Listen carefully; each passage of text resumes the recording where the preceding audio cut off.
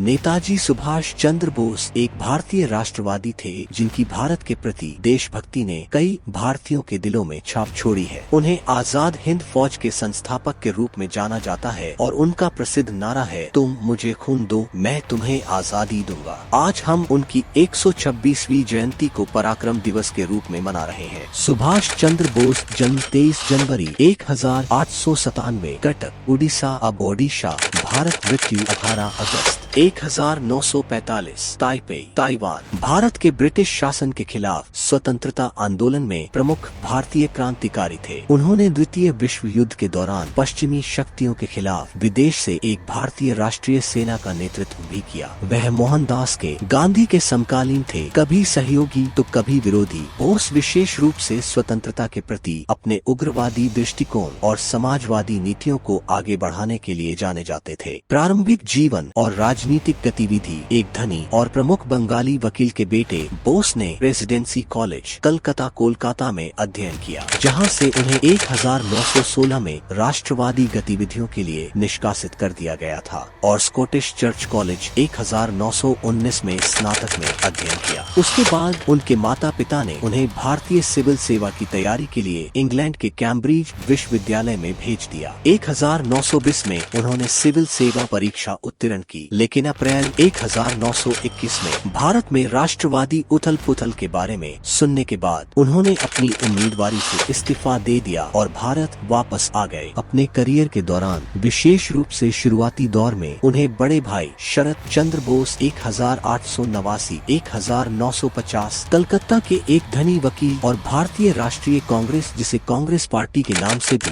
जाना जाता है के राजनेता ने आर्थिक और भावनात्मक रूप से समर्थन दिया था। भारत का झंडा ब्रिटेनिका से अधिक भारत कांग्रेस की दोहरी रणनीति बोस मोहनदास के गांधी द्वारा शुरू किए गए असहयोग आंदोलन में शामिल हो गए, जिन्होंने भारतीय राष्ट्रीय कांग्रेस को एक शक्तिशाली अहिंसक संगठन बनाया था। बोस को गांधी जी ने बंगाल के एक राजनेता चित्तरंजन दास के अधीन काम करने की सलाह दी थी। वहां बोस एक युवा शिक्षक, पत्रकार और बंगाल कांग्रेस स्वयंसेवकों के कमांडेंट बन गए। उनकी गतिविधियों के कारण दिसंबर 1921 में उन्हें कारावास की सजा हुई। 1924 में उन्हें कलकत्ता नगर निगम का मुख्य कार्यकारी अधिकारी नियुक्त किया गया और दास को मेयर बनाया गया। इसके तुरंत बाद बोस को बर्मा म्यांमार निर्वासित कर दिया गया, क्योंकि उन पर गुप्त क्रांतिकारी आंदोलनों से संबंध होने का संदेह था। 1927 में रिहा हुए। वह दास की मृत्यु के बाद बंगाल कांग्रेस के मामलों को अव्यवस्थित पाया और बोस को बंगाल कांग्रेस का अध्यक्ष चुना गया। इसके तुरंत बाद वह और जवाहरलाल नेहरू भारतीय राष्ट्रीय कांग्रेस के 2 महासचिव बने। साथ में उन्होंने अधिक समझौतावादी दक्षिणपंथी गांधीवादी गुट के विरुद्ध पार्टी के अधिक उग्रवादी वामपंथी गुट का प्रतिनिधित्व किया। इस बीच भारतीय राष्ट्रीय कांग्रेस के भीतर गांधी के लिए मुखर समर्थन बढ़ गया और इसके आलोक में गांधी ने पार्टी में अधिक कमांडिंग भूमिका फिर से शुरू कर दी। जब 1930 में सविनय अवज्ञा आंदोलन शुरू हुआ तो बोस पहले से ही एक भूमिगत क्रांतिकारी समूह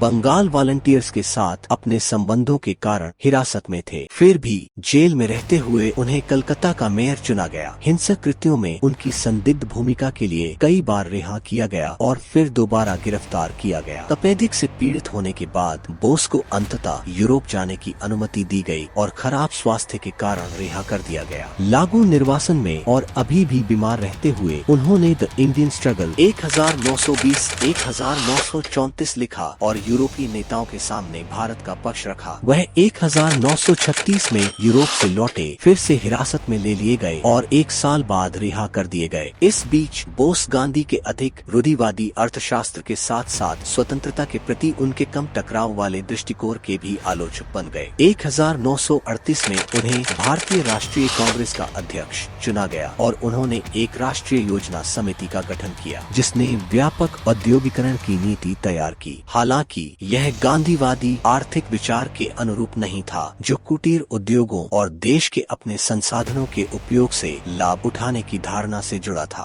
बोस को 1939 में समर्थन मिला, जब उन्होंने एक गांधीवादी प्रतिद्वंदी को दोबारा चुनाव में हरा दिया। बहरहाल, गांधी के समर्थन की कमी के कारण विद्रोही अध्यक्ष ने इस्तीफा देने के लिए बाध्य महसूस किया। उन्होंने कट्टरपंथी तत्वों को एकजुट करने की उम्मीद में फॉरवर्ड ब्लॉक की स्थापना की, लेकिन जुलाई 1940 में उन्हें फिर से जेल में डाल दिया गया। भारत के इतिहास के इस महत्वपूर्ण समय में जेल में रहने से उनका इनकार आमरण अनशन के दृढ़ संकल्प में व्यक्त किया गया था, जिससे ब्रिटिश सरकार रिहा करने से डर गई थी। उसे 26 जनवरी 1941 को करीब से देखे जाने के बावजूद वह भेष बदलकर अपने कलकत्ता निवास से भाग निकले और काबुल और मॉस्को से होते हुए अंततः अप्रैल में जर्मनी पहुंचे। निर्वासन में गतिविधि नाजी जर्मनी में बोस एडम वॉन ट्रॉट जूसोल्स द्वारा निर्देशित भारत के लिए एक नव निर्मित विशेष ब्यूरो के संरक्षण में आए। उन्होंने और बर्लिन में एकत्र हुए अन्य भारतीयों ने जनवरी 1942 से जर्मन प्रायोजित आजाद हिंद रेडियो से अंग्रेजी, हिंदी,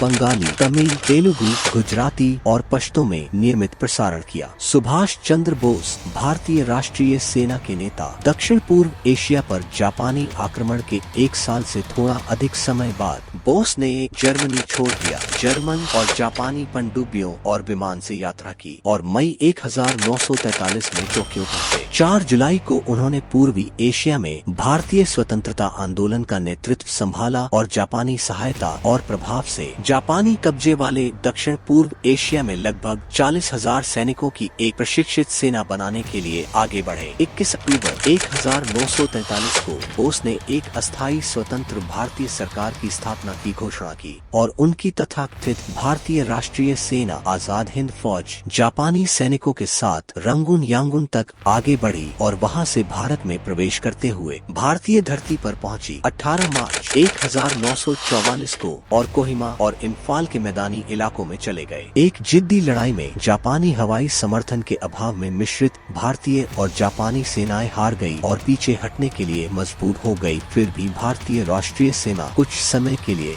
बर्मा और फिर इंडोचीन में स्थित एक मुक्ति सेना के रूप में अपनी पहचान बनाए रखने में सफल रही। हालांकि जापान की हार के साथ बोस की किस्मत खत्म हो गई। अगस्त 1945 में जापान के आत्मसमर्पण की घोषणा के कुछ दिनों बाद दक्षिण पूर्व एशिया से भाग रहे बोस की कथित तौर पर विमान दुर्घटना में जलने के कारण ताइवान के एक जापानी अस्पताल में मृत्यु हो गई।